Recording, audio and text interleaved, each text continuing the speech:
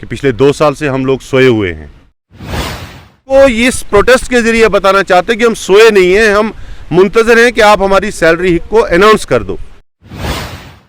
किसी यूथ को एंगेज करके रिक्रूटमेंट रूल बनाना पड़ता है, उसमें तरमीम करनी पड़ती है। वो फाइल भी 2000 से लेके अभी तक ठंडे बस्ते में पड़ी हुई है, उस पर कोई मजीद काम नहीं हो रहा है। एडमिनिस्ट्रेशन ने एक अनोखा सा फैसला लिया, जो यही लिया गया है कि आप रिटायर्ड इंजीनियर्स को अपॉइंट करके लाइए और डिपार्टमेंट में काम करवाइए 30,000 के एवज। ये डिपार्टमेंट आंखें मूंद के ये फैसला कर रहा है, जो हमारे टेक्निकल असिस्टेंट से वही काम 10 से 11,000 रुपए पे ले रहा है, वही सारी स्कीमें चलवा रहा है, जिसके असिस्टेंट्स हैं और बाकी जितने भी मुलाजमीन इस वक्त JRS हैं हड़ताल पे हैं। इससे बहुत ज़्यादा आम लोग जो है सफ़र कर रहे हैं। तो क्या कहेंगे इस हवाले से, कब तक आपका ये स्ट्राइक जारी रहेगा और अभी तक क्या प्लान्स है? और सबसे पहले आपका यहाँ आने के लिए शुक्रिया। इसके साथ मैं ये बता दूं कि मैं अप्रिशिएट करता हूं अपने टेक्निकल असिस्टेंट्स को, जो एक बार फिर से जागे, उन हमें भी जगाया। मुझे ये बात कैमरा पे कहते हुए कोई शर्म महसूस नहीं हुई है कि पिछले 2 साल से हम लोग सोए हुए हैं। हमने 2020 में लास्ट प्रोटेस्ट किया था, जिसमें डिपार्टमेंट ने हमारे लिए 19,900 का प्रपोज़ल प्रपोज़ किया था, जिसको सेक्रेटरीट लेवल पे डिने किया गया, रिजेक्ट किया गया। और वजह ये बताई गई कि हमारे पास फाइनेंशियल फ्लेक्सिबिलिटी नहीं है। टेक्निकल असिस्टेंट्स जो साल से 13-14 साल से डिपार्टमेंट में ऑल द सेक्टर डिपार्टमेंट में जितनी भी स्कीमें हैं उनको चला रहे हैं, जिसके लिए परमानेंट जेई डेपुटेशन पे डिपार्टमेंट 10% डेपुटेशन पे 90% डेपुटेशन पे लाता है और 10% उनकी अपनी जो है परमानेंट एस्टेब्लिशमेंट से प्रमोशन होके इंचार्ज जेई जाते हैं। उन सब के होते हुए भी उनसे, क्योंकि आज टेक्नोलॉजी का दौर है, आज की एस्टिमेशन मैनुअल नहीं है, नरेगा पूरा सिक्योर पे चलता है, बाकी जितने भी एस्टिमेशन हैं वो अब मैनुअल नहीं चलते हैं। ये सारे काम टेक्निकल असिस्टेंट कर रहे थे। गवर्नमेंट ने एक उल्टा डिसीजन लिया, ये समझ से बाहर है कि एक आदमी तब रिटायर होता है जब वो मेंटली भी रिटायर हो, फिजिकली भी रिटायर हो, और उसको घर भेजा जाता है, उसको दवाई का खर्चा पेंशन की सूरत में लगाया जाता है। मौजूदा एडमिनिस्ट्रेशन ने एक अनोखा सा फैसला लिया, जो यही लिया गया है कि आप रिटायर्ड इंजीनियर्स को अपॉइंट करके लाइए और डिपार्टमेंट में काम करवाइए 30,000 के एवज।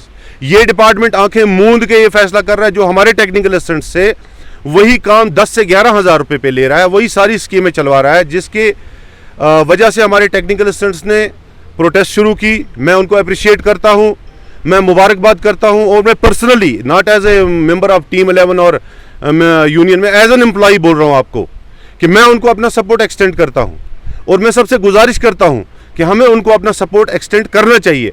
अगर इस फैसला लेने में हमारे यूनियन में हमारे डिस्ट्रिक्ट प्रेसिडेंट्स को, हमारी ऑल अदर विंग्स को 1-2 दिन 3 दिन लगते हैं तो बेशक ले लें, लेकिन आफ्टर ऑल हमें उनको अपना सपोर्ट एक्सटेंड करना चाहिए, क्योंकि उन्होंने एक राइट ट्रैक लिया हुआ है। वो गवर्नमेंट को डिमांड कर रहे हैं, आप रिटायर्ड इंजीनियर को 30,000 रुपये दे रहे हैं। वो बता रहे हैं कि अगर उसको आप 30,000 रुपये दे रहे हैं तो हमें आप ऑलरेडी 11,000 रुपये दे रहे हैं, स्टेट एक्स स्ट्रक्चर में से आपको सिर्फ 19,000 और देना है, हमें वही 30,000 रुपये दे दो। तो गलत नहीं बोल रहे हैं। और जाहिर सी बात है, अगर स्टेट एक्स स्ट्रक्चर में स्टेट 19,000 रुपये एक्स्ट्रा उनके लिए बर्डन लेती है, 30,000 रुपये उनको देती है, तो जाहिर सी बात है हमारे लिए भी रास्ते खुल जाएंगे। तो ये सीधी सी बात है, हमें उनका सपोर्ट करना चाहिए, वो अच्छे रास्ते पे हैं। मैं अभी ये कॉल नहीं दे रहा हूं कि आप करो सपोर्ट, लेकिन मैं ये बोल रहा हूं कि मशवरा करो, वो सही रास्ते पे, हमें उनको सपोर्ट करना चाहिए। अगर आपकी डिमांड्स आगे आने वाले दिनों में पूरी नहीं की गई या आपकी बात नहीं सुनी गई, तो आपके पास क्या लाहेअमल रहेगा? किस तरीके से आप इस प्रोटेस्ट को आगे बढ़ाओगे? किस तरीके से आप अपनी डिमांड्स गवर्नमेंट के सामने रखोगे? गवर्नमेंट के सामने हमने 12 अपनी डिमांड्स एहसन तरीके से, मतलब गवर्नमेंट के साथ वार्ता करके बहुत सी मरतबा रखी हैं। गवर्नमेंट ने हमारे लिए आज तक 3 कमेटियाँ बनाई, 3 कमेटियों ने आउटपुट कुछ नहीं दिया। कमेटियाँ बनी, उन्होंने रिपोर्ट कुछ फाइनल नहीं की। गवर्नमेंट ने हमारी एब्जॉर्प्शन फाइल बनाई 2018 में, शीतल नंदा की जब टीयर थी कमीशन सेक्रेटरी की। गवर्नमेंट ने लास्ट में उस फाइल में क्वेरी लगाई कि रिक्रूटमेंट रूल्स में है कि नहीं है। अब गवर्नमेंट को हम बताते हैं कि रिक्रूटमेंट रूल, किसी यूथ को एंगेज करके रिक्रूटमेंट रूल बनाना पड़ता है, उसमें तरमीम करनी पड़ती है। वो फाइल भी 2000 से लेके अभी तक ठंडे बस्ते में पड़ी हुई है, उस पर कोई मजीद काम नहीं हो रहा है। उसके बाद गवर्नमेंट ने 1-2 प्रपोजल डिपार्टमेंट ने और किए, गवर्नमेंट को सबमिट किए, इनकी सैलरी इन्हांसमेंट हो। उसके बाद 6% के लिए भी एक प्रपोजल सबमिट हुआ, लेकिन हो कुछ नहीं रहा है। कुल मिला के ये है कि 2020 से अभी तक सैलरी इन्हांसमेंट पे जो काम चल रहा है, हमारे भाई हमारे साथी उस पर काम कर रहे थे, उनके हाथ में भी कुछ नहीं है, लेकिन अल्टीमेटली गवर्नमेंट को करना है। गवर्नमेंट कुछ कर नहीं रही है।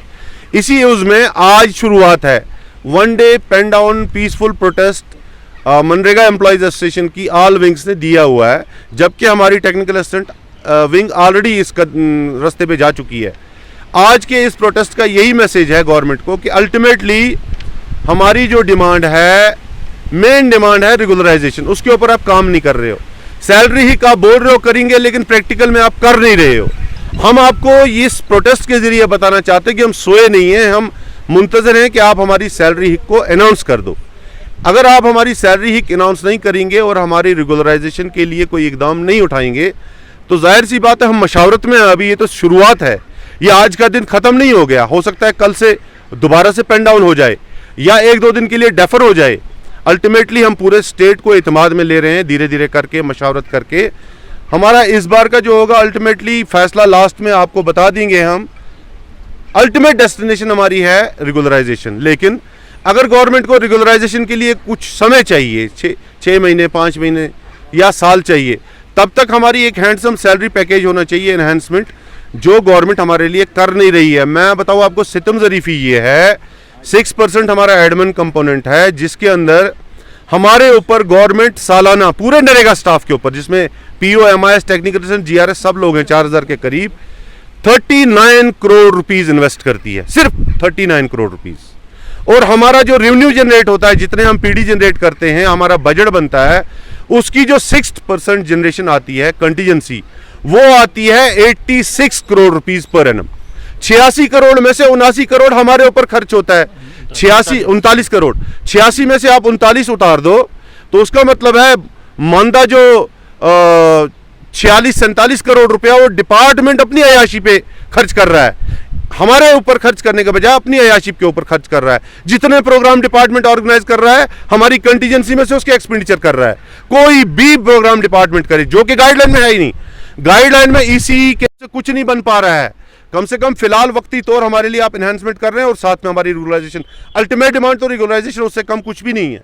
हमारी रेगुलराइजेशन के लिए पॉलिसी फिलफोर बनाई जाए, नहीं तो क्या होगा, हम भी असेंबल हो रहे हैं धीरे धीरे। आइंदा आने वाले दिनों में मशावरत करके सारी विंग से, अपने जो यूनियन हेड से, टीम 11 है, ईस्ट वेस्ट नॉर्थ साउथ, हम बैठ के एक हतमी फैसला लेने वाले हैं। ऐसा ना हो हमको भी आप फिर लाल चौक में, जम्मू के जिवल चौक में, हर चौक में देखें, जिसका सारा जो है खमियाजा सरकार को भुगतना पड़ेगा, उसकी जिम्मेवारी सरकार पर होगी।